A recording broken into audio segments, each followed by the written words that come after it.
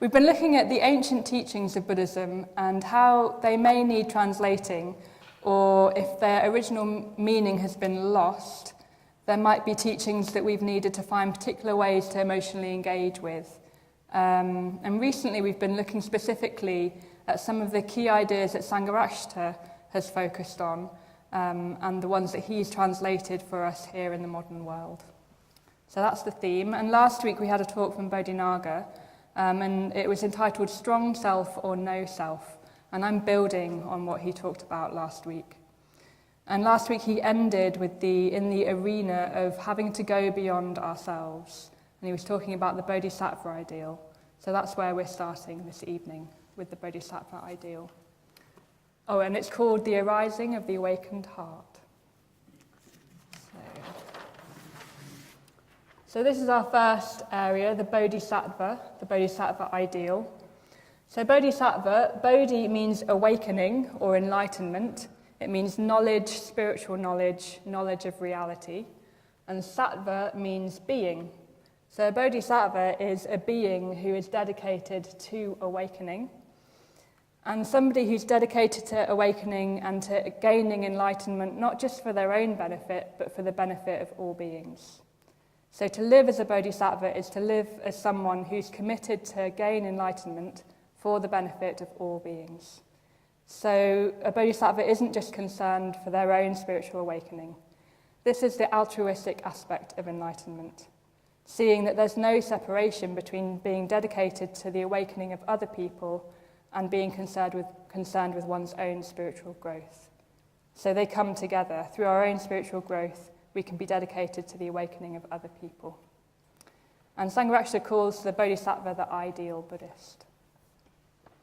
So the history of this ideal, the Bodhisattva ideal, it comes from a form of Buddhism called the Mahayana, which means great, Maha, way. Yana means way, so the great way. An early form of Buddhism was mainly concerned with the Pali Canon texts. So Theravadan Buddhism, which still exists today, is more concerned with these early texts in the Pali Canon. And later, the Mahayana developed to capture the spirit of enlightenment that some felt had been lost through just focusing on the Pali Canon texts.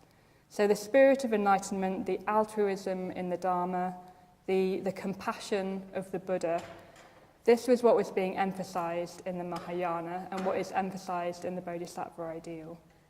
And the Mahayanists, people who were devoted to the Bodhisattva ideal and devoted to the Mahayana, called the other schools of Buddhism the Hinayana, which means the lesser way.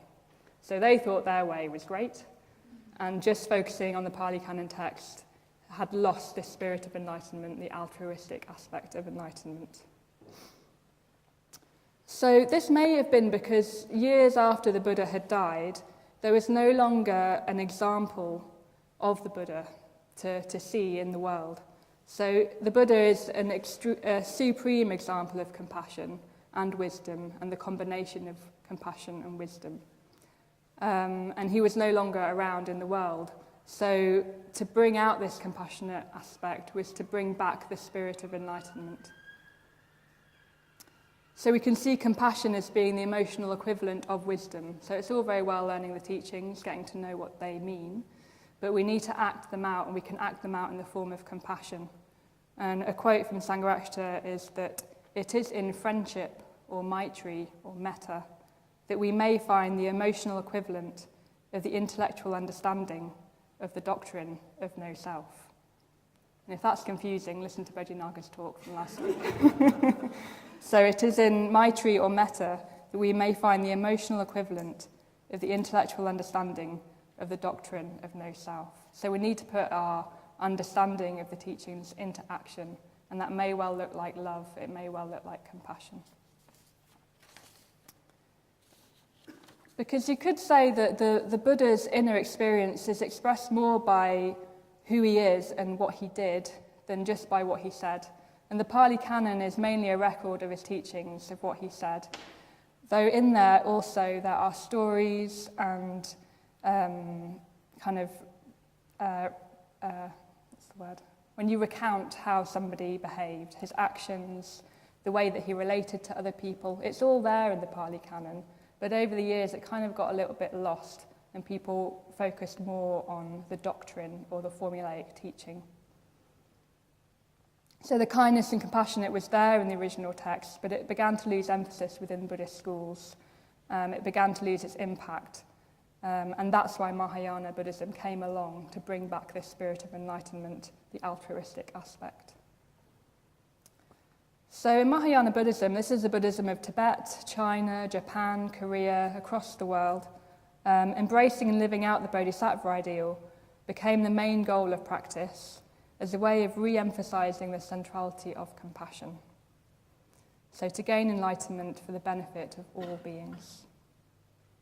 So the path of the Bodhisattva is becoming someone who's completely committed to being as wise and as kind, as creative, as warm-hearted as they can be, not for their own sake, but in order to help all other beings. So this Bodhisattva ideal is the defining feature of Mahayana Buddhism.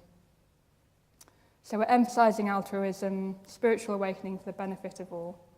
And this was a real inspiration for me as I came along to the Sheffield Buddhist Centre about 11 years ago nearly. Hearing the Bodhisattva ideal talked about a lot at Sanganite by Vedanya, by Vajratara, who many of you know, was very inspiring, and really it got me going and it got me coming here regularly. And it was a personal inspiration for asking for ordination, so I'm ordained, that's why I'm wearing this. And the Bodhisattva ideal really was my inspiration for asking for ordination. I wanted to become wiser and kinder and to have the most positive impact I could on other people.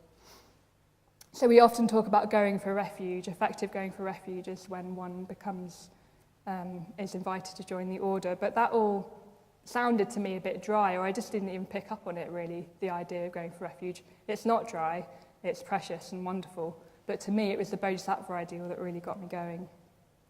And Bhante Sangharakshita, he relates going for refuge and the living out of the Bodhisattva ideal. He equates the two.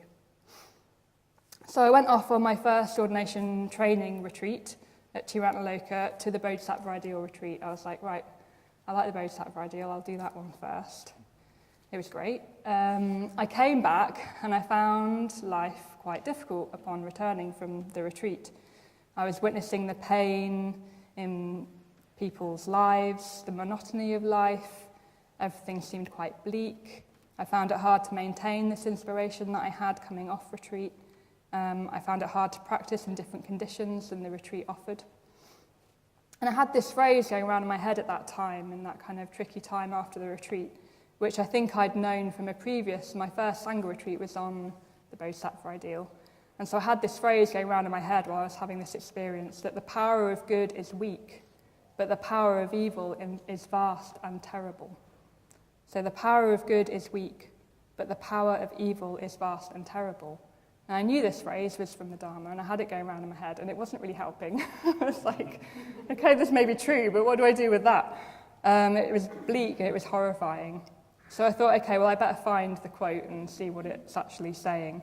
So I looked it up, and it's in the Bodhicharyavatara, which is a Mahayana text written by an 8th century monk called Shantideva. And this was what my first Sangha retreat theme was. I remember being in a group with Sirimati, I was saying earlier.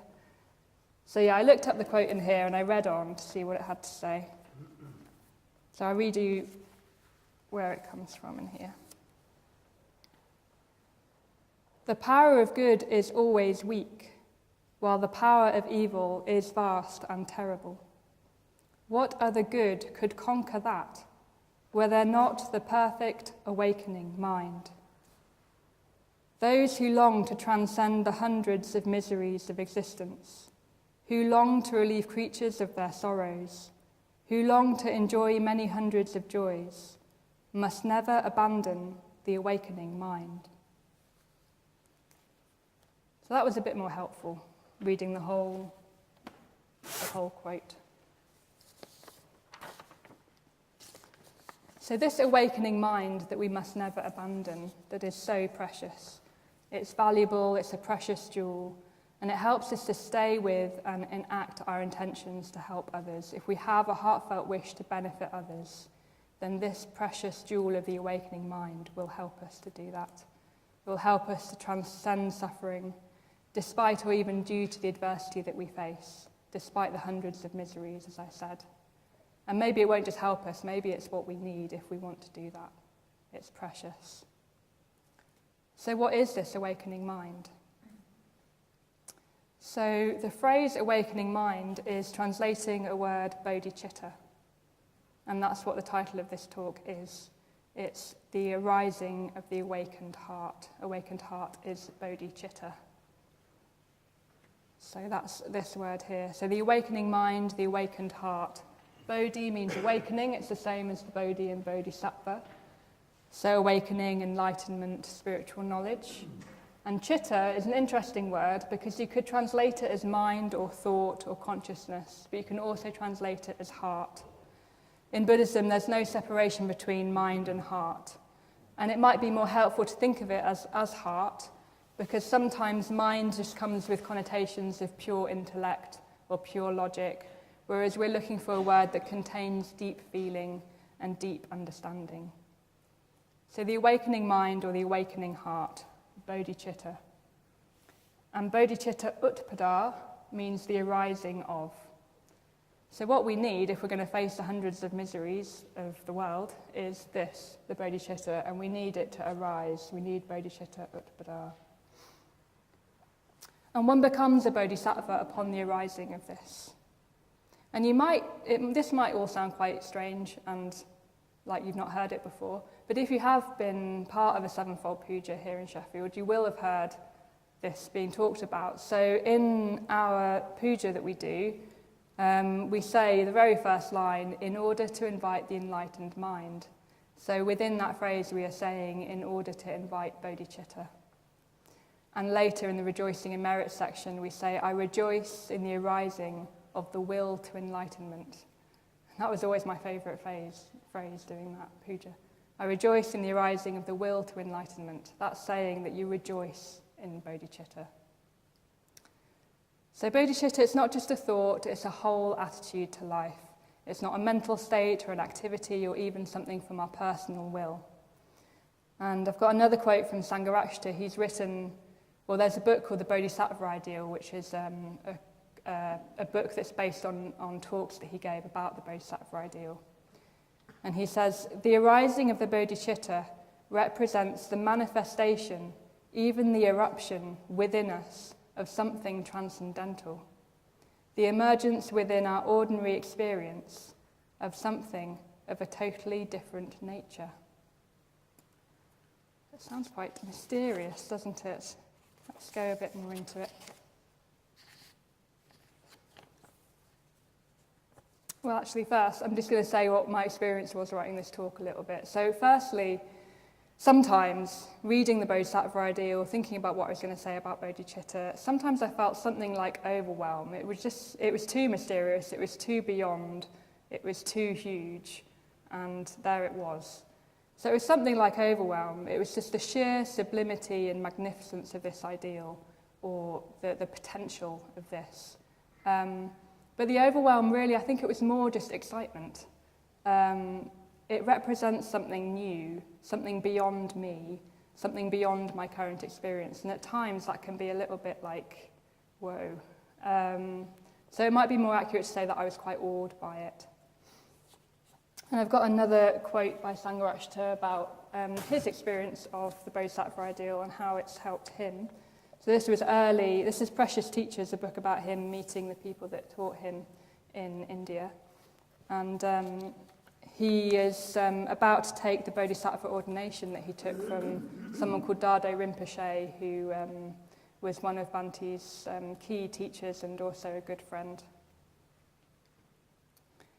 He says that in the first place, there was the sheer unrivaled sublimity of the Bodhisattva ideal, the ideal of dedicating oneself for innumerable lifetimes to the attainment of supreme enlightenment for the benefit of all beings.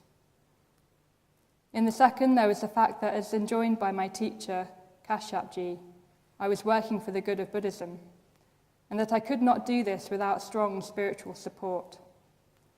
This spiritual support I found in the Bodhisattva ideal, which provided me with an example on the grandest possible scale of what I was myself trying to do without within my own infinitely smaller sphere and on an infinitely lower level. So this ideal is grand and it may seem beyond us, but we can act it out on our own scale. And an ideal is there to inspire us. It's to get us going, it's to keep us on track, and it's a guide that we can align our behaviour with. So we may feel alone sometimes, we may not feel up to it always, but the Bodhisattva ideal and all those who've devoted their lives to it go before us. They are our example and our inspiration. So it might feel daunting or even awesome, but that's because it's so magnificent. To dedicate all of your actions to the benefit of all, that's magnificent. And that might be beyond our normal experience, but if something's beyond our normal experience and we're getting a taste of it, that's something to stay with, to explore, to be curious about, even welcome in. If it's something that we're not used to experiencing, maybe it's something quite wonderful. And the Bodhisattva ideal, it might be daunting because it's calling us to move beyond ourselves. It's saying, maybe you're not as important as you think you are, and maybe other people are really important. So maybe that's a bit scary to kind of really take that on, that other people are possibly just as important or even could be more important than us. Because that's taking us beyond feeling fixed and separate, like Bodhinaga was talking about. We're used to feeling a bit separate from everybody else, and seeing other people as that, as other over there. And maybe that feels safer and easier if we can just get on with what we're doing and you can just get on with what you're doing. That's a little bit easier than being asked to kind of turn that around. But that's why it's so crucial for us to work on this, to go beyond ourselves, because it's not usual, it feels different. But we need to translate this Bodhisattva ideal and bodhicitta for us here in our lives now. What might this look like? Our usual individualized way of thinking will kind of be chuntering along. It's the way that all humans have of operating, is seeing oneself as the most important center of the universe. But we need to go beyond that. We need to go beyond this idea of fixed and separate self and fixed and separate others. And this is known sometimes as transcending the self-other dichotomy. So the self-other dichotomy, we need to transcend this. And dichotomy, it means like a division between two contrasting parts or categories. So you've got one thing over here and one thing over there, and they're different. For example, there might be a dichotomy between being in an urban environment and being in a rural environment. But often dichotomies are false. Often they're not so separate as we think we are. So luckily in Sheffield, we have quite a lot of rural valleys and streams and whatnot coming into the urban environment. So usually in life, in the complexity of life, things are normally a mixture of two things. If there's a dichotomy, normally it's a mixture of both. But in Buddhism, we're wanting to completely transcend the idea of dichotomy at all and get to something beyond that. If we want to see reality as it is and act from that, we need to transcend this dichotomy between self and other. And I've gone from page 4 to page 10, so I'll just find page 5, hopefully.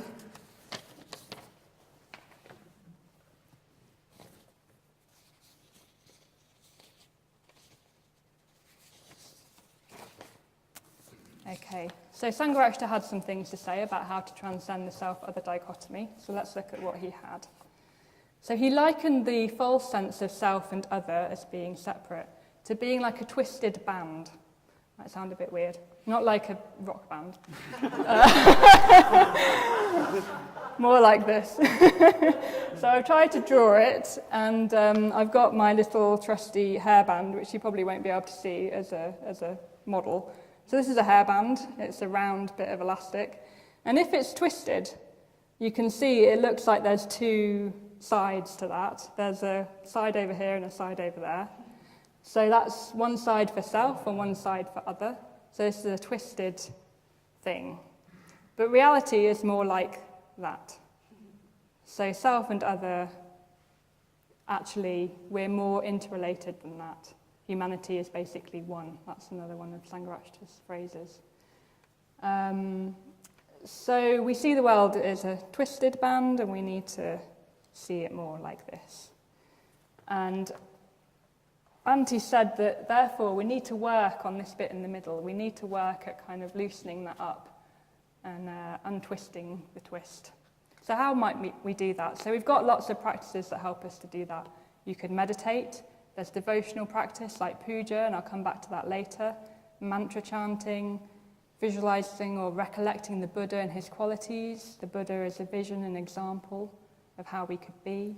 Maybe beauty, that might mean being in nature or doing some creative activity. Reflecting on the Dharma, you've got some concepts like the Lakshanas, the Eightfold Path, reflecting on that, seeing how it is in your life. Can you relate that to your life? Spiritual friendship, that might come in the form of guidance. Aridasa gave a great talk about spiritual friendship a few weeks ago. So guidance from your spiritual friends, maybe there's this thing called doing what your guru says. Maybe we don't feel like we've got a guru, but we've probably got spiritual friends that we really respect. Maybe we could ask them what they think about how we could behave or what we could choose to do. Communication in spiritual friendship, Bhante calls it the vital mutual responsiveness, communication that we can have in the Sangha. And any altruistic activity, doing things for other people, laying aside your own preferences and focusing on others. These are all things, and you could probably think of more, that might help us to recognise that we're interrelated and that our usual way of thinking, our usual dualistic way of thinking is limited. So yeah, we need to work on this little bit there. And Sangharakshana says that the best practices for undoing this knot are those that focus on other people. So there's some practices that might focus more, or we might do more individually, and there are some practices that are more collective, that are more focused on other. And he said that we don't really need to focus on the self because we're already so preoccupied with it. So the ego, being the centre of the universe, that's normally how we function. And I know for myself, if I'm distracted in meditation, it is because I'm just thinking about something that seems really important to me. I'm not distracted thinking about another person usually. So we do well to kind of get ourselves out of the way, forget the self. And this is hard to do if we're working on the self itself. Again, Bodhinaga was saying this last week. It's much better if we focus on other.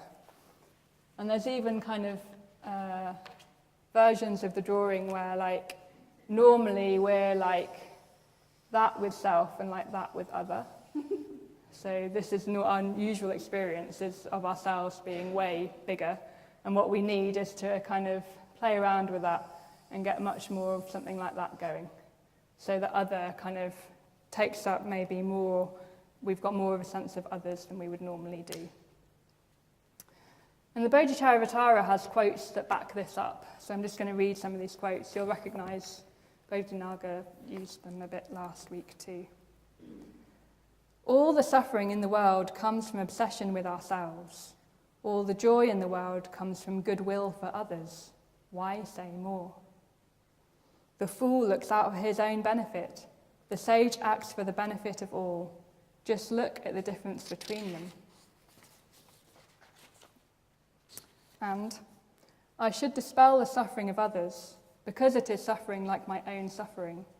When we all want happiness and all fear suffering, what is so special about me that I only look after myself? Okay, so this approach might sound, again, a bit you might not want to approach life like this. It might sound a bit misguided. What about me? You might be thinking, what about me? It's all very well what you're saying, but unimportant. And, I would agree with you. You are important. But partly it's scary because our self is so much invested in not being forgotten. The self really doesn't want to be forgotten. And there are important things to say within all of this. It's kind of like, this is my little caveat moment. So we do need to forget ourselves.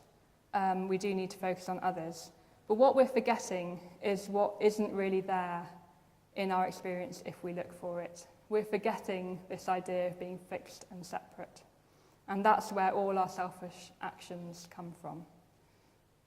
But it is true that we have a body, And thereby we have some physical needs to look after. We have feelings that arise upon contact with the world. We have emotional responses. So that's all true. And again, this is similar to what Bodhinaga was talking about last week with strong self or no self. So we still need to be aware of our body, of our feelings, of our emotional responses, so that we can take responsibility for ourselves. We need to be able to take responsibility for our actions and our reactions and the karmic consequences of these. And we do need to basically look after ourselves. That's true.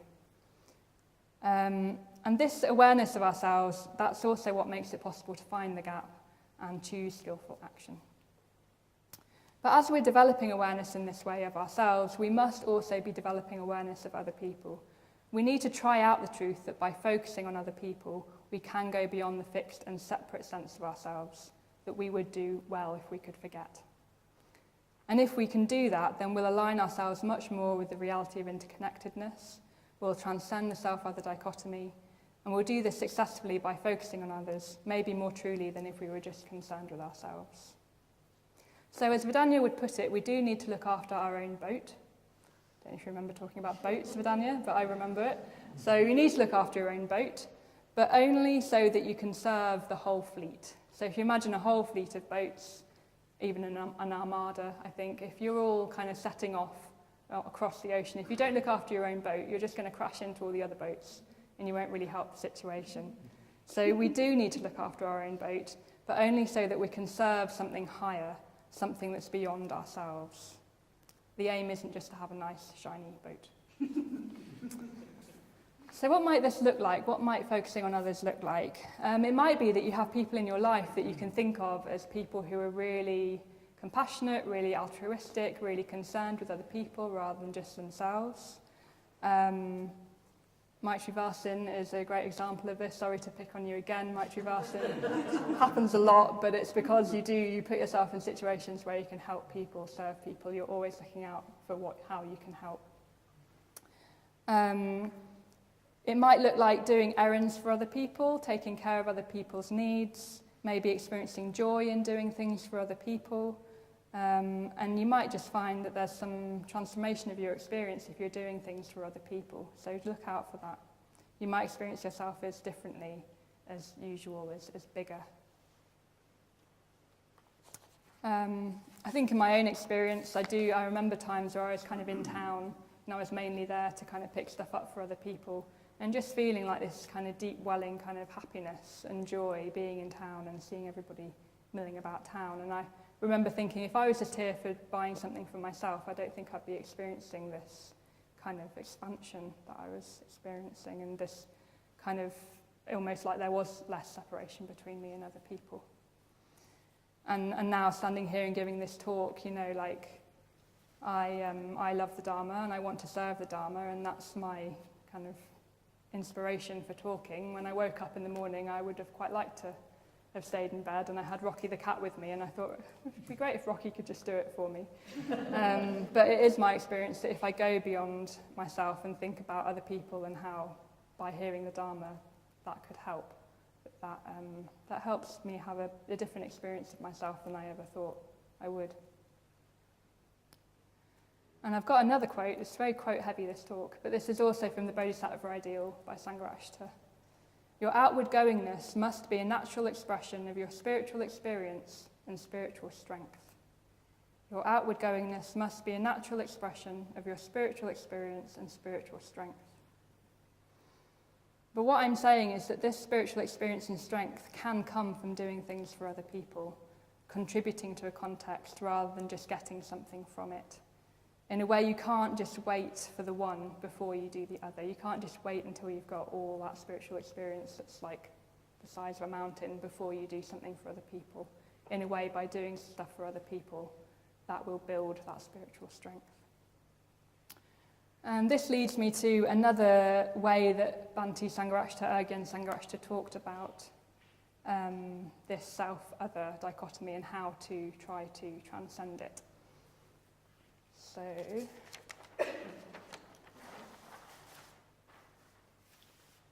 he talked about bodhicitta arising within the tension of withdrawal and engagement. So the arising of the awakened heart comes from this tension. It can arise out of this tension, kind of between self and other, between withdrawal and engagement. So bodhicitta arises from this tension. So it's not about trying to get a balance. So withdrawal might be when you're kind of doing things more individually, say. For example, maybe you're meditating or you're going on retreat, or maybe you're just doing something that you just really enjoy doing just because it's lovely for you to do that. Like this, I can't play pool on my own, but I love playing pool. So if I go out to play pool, maybe that might look a bit like withdrawal for me. It's kind of just going into what you know, what really inspires you. And engagement is, engaging in a collective context or giving somehow, being with others. But we can't just find a balance between that. We can't just go through life going, I need a bit of withdrawal now, now I'll engage, now I need a bit of withdrawal, trying to find some kind of magic point in the middle. It's always going to be kind of in flux, and if we try and find the balance, we might just be frustrated. So actually, this is another thing that needs transcending. This tension needs transcending. Another quote by Einstein, that you can't solve a problem with the thinking that created it. So we can't solve this tension just by kind of going back and forth, back and forth, back and forth all the time. What Bhante Sangharakshita said we need to do is intensify both. So you need to really intensify withdrawal and intensify engagement. And if you can do both, then something else will happen, and you'll have transcended that tension, and that's bodhicitta arising. So what would intense withdrawal look like? Maybe it is more meditation, maybe it's going on retreat, maybe it's going on a longer retreat, maybe it's doing a solitary retreat. Maybe it's reading, on your own, reading the Dharma or reading something else that really inspires you. And then what would intense engagement look like? Maybe it's more contact with other people, maybe it's just turning up to stuff more, maybe it's volunteering in any capacity. Maybe it's supporting classes here at the Buddhist Centre. I know Dana Cafe love having volunteers. I just saw Edward, and I know Jenny's here. So if you want to volunteer, there's always opportunities. But volunteering, doing anything that is of interest of you and that you feel would mean that you could benefit other people. So we need to go out of our comfort zones, basically, in both of these areas. We need to kind of look at how we can intensify both withdrawal and engagement. And through doing that, we can trust that something else might emerge. We might have an experience of ourselves and others differently to what we're used to having. So we have practices that are ideal for intensifying this, but I'm going to come back to that in a bit. What I want to focus on now is just this important aspect of the arising of bodhicitta, which I need to say, because you could go away thinking it's this thing called bodhicitta that just happens and that exists kind of in your experience as a thing. So the bodhicitta, it's not a personal possession of any individual. So even if you are intensifying these and something else emerging, it's not like you then have bodhicitta. It's not yours to own. And in a way, it's not even something that you can create as an individual within yourself, just on your own. So you may be experiencing things just differently to what you're used to. And maybe the arising of the bodhicitta is a way to talk about that, but it's not your personal bodhicitta, or it's not something that you've then got. So according to Sangharakshita, bodhicitta is better thought of as a sort of, transpersonal stream of volition in the universe. So transpersonal stream of volition in the universe, which we can open up to, and we can even invite it to act through us. But it's not something that we're creating by ourselves within our own mind. So you can think of it as bodhicitta, it arises beyond just mere personal experience. So it's something that we can all be part of. It's transpersonal, even suprapersonal is sometimes used. So it's not individual, and it's not even just something in the collective, it's something beyond that. It's not impersonal, it's not subpersonal, it's just something that emerges or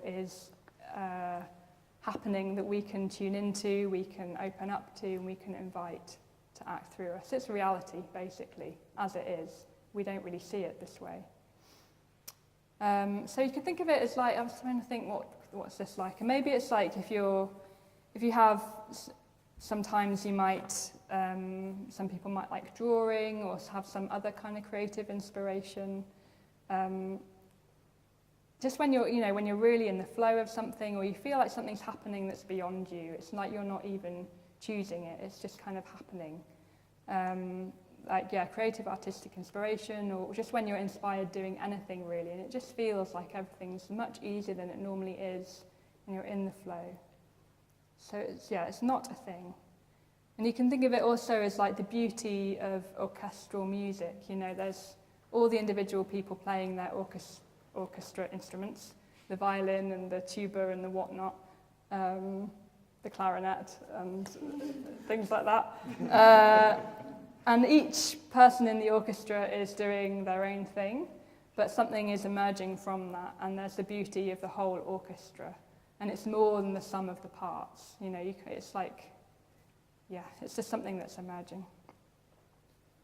And because of this, Sangharakshita talked about the bodhicitta as more likely to arise among a close-knit group of practitioners that are committed to a common project, rather than in an individual. So you could sit there and try and kind of open up to it, or you might even be thinking, it's going to happen. Bodhicitta's going to happen.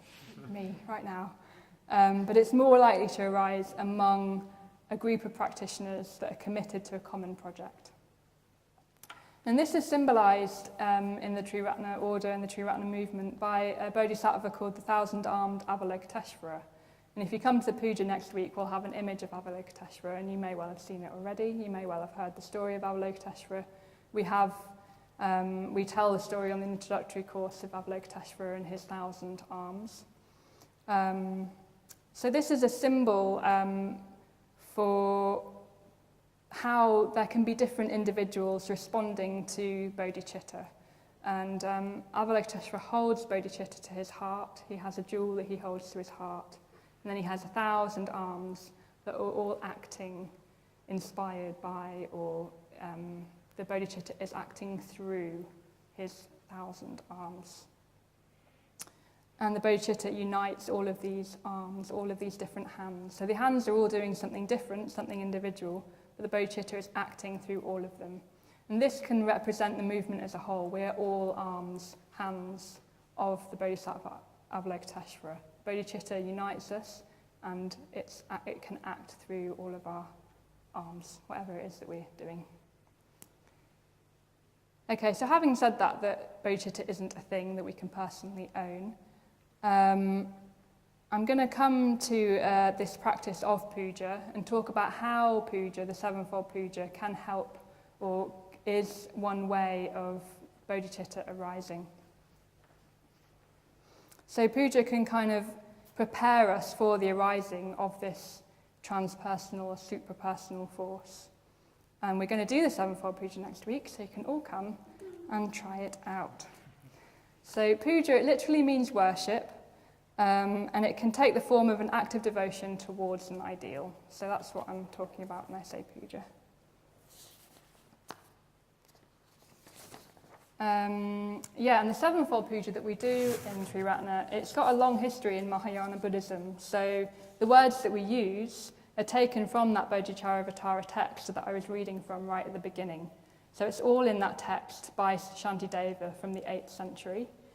The words are taken from that text, but the practice of puja goes back even centuries before that.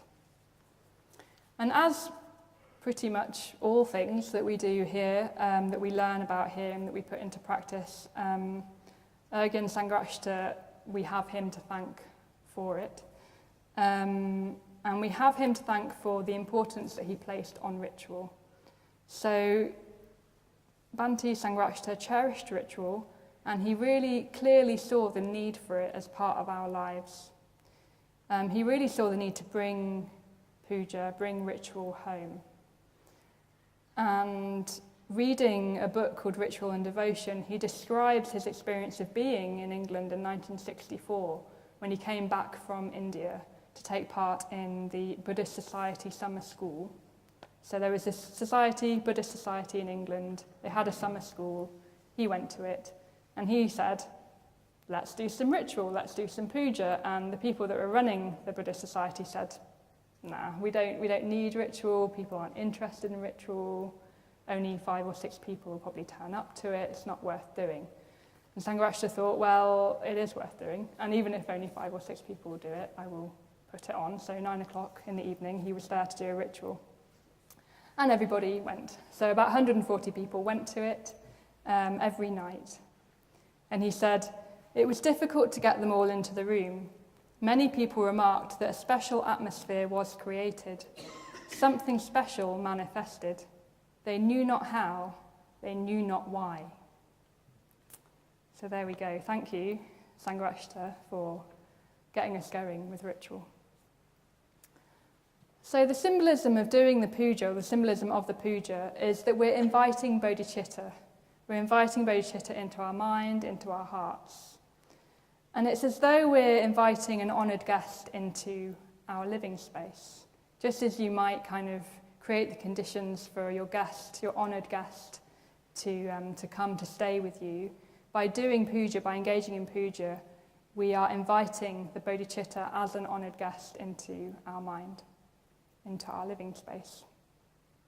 And so to do this, we need to make our minds as beautiful and as welcoming as possible, in the way that we would prepare our living space if we had an honoured guest coming. And yesterday, I live in the women's community, and we had community night last night, and I'm not the most dependable for doing the tidying that we try and divvy up between us. But yesterday I was making amends by really tidying up the lounge, tidying up the dining room.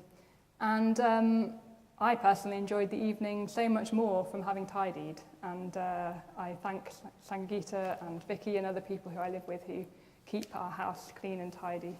But yeah, there is something different when you've prepared this space for an honoured guest. And that's what puja is doing. It's you're kind of preparing your mind and your heart so that the bodhicitta, this beautiful, precious, transcendental ideal can arise. So the puja, it consists of a series of reflections and meditations, and it takes us through different moods, and it gradually prepares us for the last stage, where we offer ourselves as a servant to the world. So the last stage begins, with no sense of loss, I give myself to the Buddhas. I give my merits for the benefit of all. So you could see it as an advanced practice, wanting to be a servant to the world, and maybe we're not really fully ready to welcome the bodhicitta into our mind and heart, but we can engage in puja as a rehearsal for something like that. And puja, it also helps us to express our sense of being a community with shared values and goals, our shared devotion to an ideal. And it also helps us to engage our emotional responses. So I first found puja really scary, didn't like it, and I think that was because I was having an emotional response and I wasn't used to being with emotional responses. I was used to pushing them away. So puja really does engage our emotional responses. And by engaging our emotions and getting to know them, getting them on our side, we're much more effective in activity. And it will also help us to open up to feel and connect with other people, feel and connect with a deep empathy for others.